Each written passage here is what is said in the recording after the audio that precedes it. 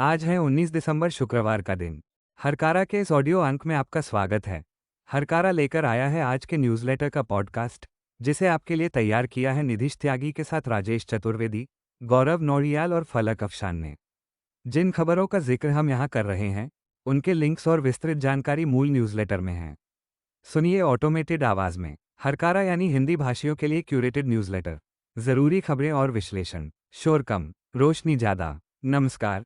आज के पॉडकास्ट में आपका स्वागत है। आज हम अंतर्राष्ट्रीय और राष्ट्रीय मंच की कई बड़ी खबरों पर विस्तार से चर्चा करेंगे। आज की मुख्य चर्चाओं में बांग्लादेश में छात्र नेता शरीफ उस्मान हादी की मौत के बाद भड़की भीषण हिंसा और प्रेस कार्यालयों पर हुए हमले शामिल हैं। इसके साथ ही हम बात करेंगे बिहार के मुख्यमंत्री नीतीश कुमार द्वारा एक महिला डॉक्टर का नकाब हटाने की कोशिश पर मचे राजनीतिक घमासान और जम्मू कश्मीर में उनके खिलाफ एफआईआर की मांग पर। तीसरी प्रमुख रिपोर्ट तमिलनाडु और गुजरात में मतदाता सूचियों से लाखों नाम हटाए जाने के बड़े सफाई अभियान के बारे में है।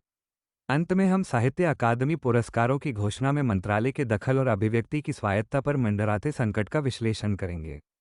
News agency Reuters, the Hindu और इंडियन एक्सप्रेस की रिपोर्टों के आधार पर तैयार यह बुलेटिन आपको ताज़ा तरीन और सटीक जानकारियों से अवगत कराएगा। पॉडकास्ट की पहली बड़ी खबर बांग्लादेश से है।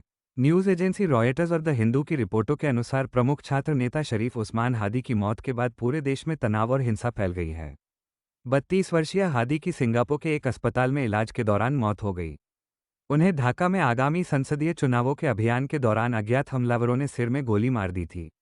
हादी उस जन विद्रोह के प्रमुख चेहरे थे जिसके कारण शेख हसीना को सत्ता छोड़नी पड़ी थी। मौत की खबर मिलते ही ढाका की सड़कों पर हजारों लोग उतर आए और प्रथम आलो जैसे बड़े अखबारों के दफ्तरों में तोड़फोड़ की गई। अंतरिम सरकार के मुख्य सलाहकार प्रोफेसर मोहम्मद यूनुस ने राजकीय शोक घोषित किया है और दोषियों के प्रति कोई नरमी न बरतने का वादा किया है। इस घटना ने भारत और बांग्लादेश के कूटनीतिक संबंधों में भी तनाव पैदा कर दिया है, क्योंकि बांग्लादेश सरकार को आशंका है कि संदिग्ध हमलावर भारत में शरण ले सकते हैं। अगली महत्वपूर्ण खबर बिहार के मुख्यमंत्री नीतीश कुमार और उनसे जुड़े विवाद की है। द हिंदू की रिपोर्ट के अनुसार पीपल्स डेमोक्रेटिक पार्टी की नेता इल्तिजा मुफ्ती ने श्रीनगर में नीतीश कुमार के खिलाफ एफआईआर दर्ज करने की मांग की है। यह मामला पटना में एक कार्यक्रम के दौरान नीतीश कुमार द्वारा एक महिला डॉक्टर के चेहरे से जबरदस्ती नकाब हटाने की कोशिश से जुड़ा है।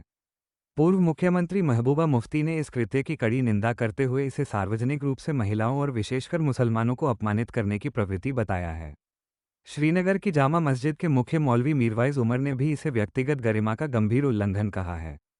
वहीं पुणे लिटरेचर फेस्टिवल में लेखिका बानू मुश्ताक ने कहा कि भले ही वे चेहरा ढकने की प्रथा के खिलाफ हो, लेकिन किसी मुख्यमंत्री को सार्वजनिक मंच पर ऐसी हरकत करने का अधिकार नहीं है। इसी विषय पर दिल्ली विश्वविद्यालय के प्रोफेसर अपूर्वानंद ने एक विस्तृत विश्लेषण लिखा है। उनका मूल लेख इंडिया केबल में प्रकाशित हुआ है। अपूर्वानंद कहते हैं कि नीतीश कुमार का यह व्यवहार समाज की गहरी संवेदनहीनता को उजागर करता है। वे तर्क देते हैं कि आज के दौर में सरकारी नौकरी एक प्रसाद की तरह दी जा रही है और इसे देने वाले राजनेता खुद को जनता का माई बाप समझने लगे हैं। अपूर्वानंद के अनुसार मुख्यमंत्री की यह मुस्कुराहट और उनके साथ खड़े अधिकारियों की हंसी यह बताती है कि व्यक्तिगत गरिमा का विचार भारत में कमजोर होता जा रहा है। उन्होंने ये भी सवाल उठाया कि क्या नीतीश कुमार का मानसिक स्वास्थ्य स्थिर है और क्या बिहार के लोगों को उनके अनियंत्रित शारीरिक व्यवहार के बारे में पारदर्शी तरीके से बताया गया है। विश्लेषण के अनुसार यह कृत्य न केवल महिला विरोधी है बल्कि समाज की उस विकृति को भी दर्शाता है जहां एक धर्म के नाम पर दूसरे की निजता का उल्लंघन सामान्य मान लिया गया है। मतदाता सूची में सुधार को लेकर तमिलनाडु से एक बड़ी रिपोर्ट सामने आई है। द न्यू इंडियन एक्सप्रेस के लिए टी मुरुगयानंदम की रिपोर्ट बताती है कि राज्य में विशेष गहन संशोधन के बाद 97 लाख से अधिक नाम मतदाता सूची से हटा दिए गए हैं। मुख्य निर्वाचन अधिकारी अर्चना पटनायक के अनुसार इस कार्रवाई के बाद तमिलनाडु के मतदाताओं की संख्या में 15% से अधिक की गिरावट आई है। हटाए गए नामों में से अधिकांश लोग वे थे जिन्होंने अपना पता बदल लिया था या जिनकी मृत्यु हो चुकी थी। अकेले चेन्नई जिले में ही 14 लाख से अधिक नाम काटे गए हैं। चुनाव आयोग का कहना है कि यह प्रक्रिया आगामी चुनावों में पारदर्शिता सुनिश्चित करने के लिए की गई है। हालांकि राजनीतिक दलों ने इतनी बड़ी संख्या में नाम हटाए जाने पर चिंता जताई है और मांग की है कि किसी भी वास्तविक मतदाता का अधिकार नहीं छिनना चाहिए। गुजरात से भी इसी तरह की खबर है, जहां मतदाता सूची से 73 लाख से अधिक नाम हटाए गए हैं। मीडिया रिपोर्टों के अनुसार सुधार की प्रक्रिया के बाद पंजीकृत मतदाताओं की संख्या 5 करोड़ से घटकर 4 करोड़ 34 लाख रह गई है। अधिकारियों ने उन मतदाताओं को 18 जनवरी 2026 तक का समय दिया है जिनके नाम गलती से हटा दिए गए हैं या जो नए नाम जुड़वाना चाहते हैं। चुनाव आयोग का कहना है कि डुप्लीकेट नामों और लापता मतदाताओं की पहचान करने के लिए यह एक आवश्यक कदम था। राजनीतिक विश्लेषकों का मानना है कि इतनी बड़ी संख्या में नामों का हटना आगामी चुनावों के समीकरणों को प्रभावित कर सकता है। प्रशासन अब सारा ध्यान सूची में सुधार और आपत्तियों के निस्तारण पर केंद्रित कर रहा है। अपराध जगत की एक दुखद खबर हरियाणा के फरीदाबाद से है। द हिंदू की रिपोर्ट के मुताबिक एक 23 वर्षीय महिला शूटर के साथ होटल में बलात्कार की घटना हुई है। पीड़िता एक खेल प्रतियोगिता में हिस्सा लेने आई थी। पुलिस ने इस मामले में मुख्य आरोपी सत्येंद्र और उसके 2 साथियों को गिरफ्तार कर लिया है, जिनमें पीड़िता की एक महिला सहेली भी शामिल है। पीड़िता ने अद्भुत साहस दिखाते हुए आरोपी को कमरे में बंद किया और तुरंत पुलिस को सूचना दी। सराय ख्वाजा पुलिस ने त्वरित कार्रवाई करते हुए तीनों को हिरासत में ले लिया है। इस घटना ने एक बार फिर खेल के सिलसिले में यात्रा करने वाली महिला खिलाड़ियों की सुरक्षा पर गंभीर सवाल खड़े कर दिए हैं। पुलिस अब इस बात की जांच कर रही है कि क्या इस कृत्य के पीछे कोई पूर्व नियोजित साजिश थी। व्यापारिक मोर्चे पर चीन और भारत के बीच तनाव बढ़ गया है। रॉयटर्स के अनुसार चीन ने भारत के आयात शुल्क और सौर ऊर्जा सब्सिडी के खिलाफ विश्व व्यापार संगठन यानी WTO में शिकायत दर्ज कराई है। चीन के वाणिज्य मंत्रालय का दावा है कि भारत के यह नियम चीनी उद्योगों को नुकसान पहुंचाते हैं और अंतर्राष्ट्रीय व्यापार के नियमों का उल्लंघन करते हैं। चीन ने भारत से अपनी नीतियों में तुरंत सुधार करने का आग्रह किया है। यह विवाद ऐसे समय में आया है जब भारत अपने घरेलू सौर ऊर्जा निर्माण क्षेत्र को बढ़ावा देने के लिए लगातार प्रयास कर रहा है। भारत सरकार का तर्क है कि ये कदम आत्मनिर्भरता के लिए आवश्यक है, लेकिन चीन इसे अनुचित प्रतिस्पर्धी लाभ के रूप में देख रहा है। केरल के पलक्कड़ जिले से मॉब लिंचिंग की एक विचलित करने वाली खबर आई है। द न्यू इंडियन एक्सप्रेस और मकतूब मीडिया की रिपोर्ट के अनुसार छत्तीसगढ़ के एक मजदूर रामनारायण भैया की भीड़ ने पीट पीट कर हत्या कर दी। हमलावरों को संदेह था कि वो चोरी के इरादे से इलाके में आया था। रिपोर्ट के मुताबिक हमले के दौरान उससे पूछा गया कि क्या वो बांग्लादेशी है। मृतक के परिजनों का कहना है कि वो केवल 4 दिन पहले काम की तलाश में केरल आया था और रास्ता भटक जाने के कारण उस गांव में पहुंच गया था। केरल पुलिस ने इस मामले में 5 लोगों को हत्या के आरोप में गिरफ्तार किया है। राज्य मानवाधिकार आयोग ने भी इस घटना का संज्ञान लेते हुए पुलिस से रिपोर्ट मांगी है। ये घटना 2018 के मधु लिंचिंग कांड की यादें ताज़ा करती है, जिसने पूरे देश को झकझोर दिया था। उत्तर प्रदेश के बहराइच में पुलिस विभाग एक अजीबोगरीब विवाद में फंस गया है। पत्रकार नमिता बाजपेयी के अनुसार बहराइच पुलिस द्वारा एक कथावाचक पुंडरीक गोस्वामी को गार्ड ऑफ ऑनर देने का वीडियो वायरल हुआ है। इस घटना पर राजनीतिक विवाद शुरू हो गया है और राज्य के DGP राजीव कृष्णा ने स्थानीय एसपी से स्पष्टीकरण मांगा है। पुलिस का तर्क है कि कथावाचक को पुलिस रंगरूटों के मानसिक तनाव को दूर करने और योग कार्यशाला के लिए बुलाया गया था। हालांकि समाजवादी पार्टी और अन्य विपक्षी नेताओं ने इसे संवैधानिक मर्यादाओं का उल्लंघन बताया है। DGP कार्यालय ने स्पष्ट किया है कि पुलिस परेड ग्राउंड का उपयोग केवल निर्धारित आधिकारिक समारोहों के लिए ही किया जाना चाहिए और इस मामले में नियमों की अनदेखी हुई है। छत्तीसगढ़ के कांकेर जिले में सांप्रदायिक तनाव की खबर है। मकतूब मीडिया की रिपोर्ट के अनुसार एक शव को दफनाने के विवाद ने हिंसक रूप ले लिया, जिसके बाद 2 चर्चों को आग लगा दी गई। विवाद तब शुरू हुआ जब एक आदिवासी परिवार ने ईसाई रीति रिवाजों के अनुसार अपने परिजन का अंतिम संस्कार किया। ग्रामीणों के एक समूह ने इस पर आपत्ति जताई और दावा किया कि यह पारंपरिक आदिवासी नियमों के खिलाफ है।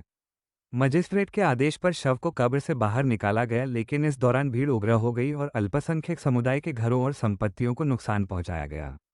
यूनाइटेड क्रिश्चियन फोरम ने आरोप लगाया है कि राज्य में ईसाइयों को उनके पैतृक भूमि पर दफनाने के अधिकार से वंचित किया जा रहा है, जिससे भय का माहौल बन रहा है। असम के प्रसिद्ध गायक जुबीन गर्ग की मृत्यु के मामले में नया मोड़ आया है। PTI की रिपोर्ट के अनुसार भारत में SIT ने इस मामले में हत्या की चार्जशीट दाखिल की है, लेकिन सिंगापुर पुलिस ने किसी भी साजिश की संभावना से फिलहाल इनकार किया है। सिंगापुर पुलिस बल ने स्पष्ट किया है कि अब तक की जांच में जुबीन की मौत के पीछे कोई संदिग्ध परिस्थिति नहीं मिली है और अंतिम रिपोर्ट फरवरी 2026 तक कोरोना इंक्वायरी के बाद सार्वजनिक की जाएगी। दूसरी ओर असम सरकार और स्थानीय पुलिस इस मामले को एक गहरी साजिश मानकर चल रही है। जुबीन गर्ग की मौत 19 सितंबर को सिंगापुर में तैराकी के दौरान हुई थी और तब से यह मामला विवादों में बना हुआ है। भारत में पुलिस ने गायक के सचिव और अन्य 3 लोगों पर गंभीर आरोप लगाए हैं। आर्थिक अपराधों पर कार्रवाई करते हुए प्रवर्तन निदेशालय यानी ED ने 1000 करोड़ रुपये के सट्टेबाजी ऐप मामले में बड़ी कुर्की की है। द टेलीग्राफ की रिपोर्ट के अनुसार ED ने पूर्व क्रिकेटर युवराज सिंह और रॉबिन उथप्पा के साथ साथ अभिनेता सोनू सूद और पूर्व सांसद मिमी चक्रवर्ती की संपत्तियां कुर्क की हैं। ये कार्रवाई 1xBet नामक सट्टेबाजी ऐप से जुड़े मनी लॉन्ड्रिंग मामले में की गई है। कुर्क की गई संपत्तियों में युवराज सिंह की 2.5 करोड़ और सोनू सूद की करीब 1 करोड़ रुपये की संपत्ति शामिल है। इन सभी हस्तियों से पहले भी पूछताछ की जा चुकी है और जांच एजेंसी का मानना है कि यह पैसा अपराध की कमाई का हिस्सा है। इसी मामले में पहले शिखर धवन और सुरेश रैना की संपत्तियों पर भी कार्रवाई हो चुकी है। कोलकाता से एक राजनीतिक और मानवीय विवाद की रिपोर्ट है। देबान दत्ता की रिपोर्ट के अनुसार घुनी झुगी बस्ती में लगी भीषण आग के बाद अब वहां राजनीति शुरू हो गई है। बीजेपी इस इलाके को अवैध घुसपैठियों का केंद्र बता रही है, जबकि जमीनी हकीकत कुछ और ही है।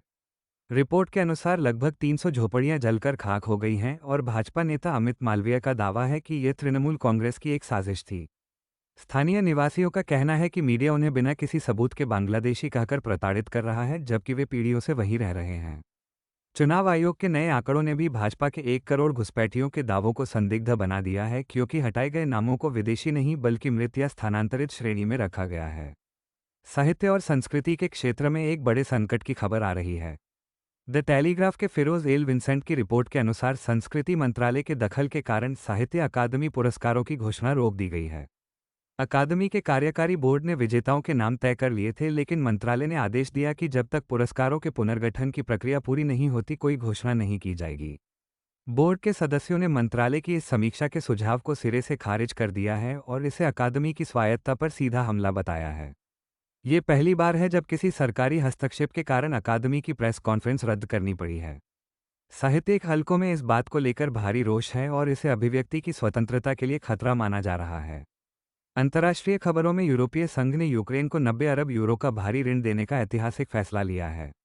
रॉयटर्स के एंड्रू ग्रे की रिपोर्ट के अनुसार यह ऋण यूक्रेन की सैन्य क्षमता और सुरक्षा व्यवस्था को बनाए रखने के लिए दिया जाएगा। पहले ये योजना थी कि रूसी संपत्तियों के ब्याज से यह पैसा दिया जाए, लेकिन कानूनी पेचीदगियों के कारण इसे सीधे बजट से देने का निर्णय लिया गया। बेल्जियम ने रूसी संपत्तियों के सीधे इस्तेमाल का विरोध किया था, क्योंकि उसे रूस की जवाबी कार्रवाई का डर है। हंगरी के प्रधानमंत्री विक्टर ओबन भी इस शर्त पर मान गए कि उनके देश पर इसका कोई अतिरिक्त भार नहीं पड़ेगा। यूरोपीय संघ ने साफ कर दिया है कि जब तक रूस युद्ध का हर्जाना नहीं देता उसकी संपत्तियां फ्रीज ही रहेंगी। रूसी राष्ट्रपति व्लादिमीर पुतिन ने इस वित्तीय सहायता की योजना पर तीखी प्रतिक्रिया दी है। पॉलिटिको और न्यूयॉर्क टाइम्स की रिपोर्ट के अनुसार पुतिन ने यूरोपीय संघ के प्रयासों को डकैती करार दिया है। उन्होंने अपनी वार्षिक प्रेस कॉन्फ्रेंस में चेतावनी दी कि यदि यूरोप ने रूसी संपत्तियों को जब्त किया तो इसके गंभीर परिणाम होंगे और वैश्विक निवेशकों का यूरो पर से भरोसा उठ जाएगा। पुतिन ने यूक्रेन युद्ध पर भी अपना सख्त रुख बरकरार रखा है और कहा है कि जब तक उनकी शर्तें पूरी नहीं होती सैन्य अभियान जारी रहेगा। उन्होंने शांति वार्ता के लिए शर्त रखी है कि यूक्रेन को पूर्वी क्षेत्रों से अपना दावा छोड़ना होगा। आर्थिक मोर्चे पर पुतिन ने स्वीकार किया कि विकास की गति धीमी है, लेकिन उन्होंने इसे अर्थव्यवस्था को बचाने के लिए एक सोची समझी रणनीति बताया। पॉडकास्ट के अंत में एक सांस्कृतिक उपलब्धि की चर्चा। पीटीआई की रिपोर्ट के अनुसार रविंद्रनाथ टैगोर की एक पेंटिंग ने नीलामी में नया इतिहास रच दिया है। उनकी कृति from across the dark 10 crore 73 lakh रुपये में बिकी है, जो टैगोर की किसी भी कलाकृति के लिए अब तक की सबसे ऊंची कीमत है। अस्तागुरु की नीलामी में कुल 163 करोड़ रुपये से अधिक की कलाकृतियां बिकीं। टैगोर की यह पेंटिंग 1937 में अल्मोड़ा में बनाई गई थी और इसमें अंधेरे और सांत्वना के बीच के मानवीय संघर्ष को दर्शाया गया है। इसके अलावा तैयब मेहता और कृष्ण खन्ना जैसे अन्य भारतीय कलाकारों की कृतियों ने भी नीलामी में रिकॉर्ड तोड़ प्रदर्शन किया है, जो वैश्विक बाजार में आधुनिक भारतीय कला की बढ़ती मांग को दर्शाता है। आज के इस विशेष बुलेटिन में बस इतना ही। हमने कोशिश की कि आप तक देश और दुनिया की सबसे महत्वपूर्ण खबरें निष्पक्ष और सरल भाषा में पहुंचाई जाएं। इन खबरों के पीछे के पत्रकारों और न्यूज़ एजेंसियों के प्रति हम आभार व्यक्त करते हैं, जिन्होंने कठिन परिस्थितियों में भी सटीक रिपोर्टिंग की। हमें उम्मीद है कि यह जानकारी आपके लिए उपयोगी रही होगी। पॉडकास्ट के बारे में अपने सुझाव और प्रतिक्रिया हमें ज़रूर भेजें। हम फिर मिलेंगे अगले अंक में नई खबरों और विश्लेषण के साथ। तब तक के लिए नमस्कार और धन्यवाद। हरकारा के साथ जुड़े रहें, जहां शोर कम और रोशनी ज़्यादा है। आप हमें व्हाट्सएप, यूट्यूब, स्पॉटिफाई और अन्य सोशल मीडिया प्लेटफॉर्म्स पर भी सुन और पढ़ सकते हैं। अपना ध्यान रखें और जागरूक रहें। जीते हैं यहाँ दुनिया को धोखा देकर। आज की ताज़ा खबर, आज की ताज़ा खबर, आज की ताज़ा खबर। आओ काका जी इधर, आओ मामा जी इधर, सुनो दुनिया।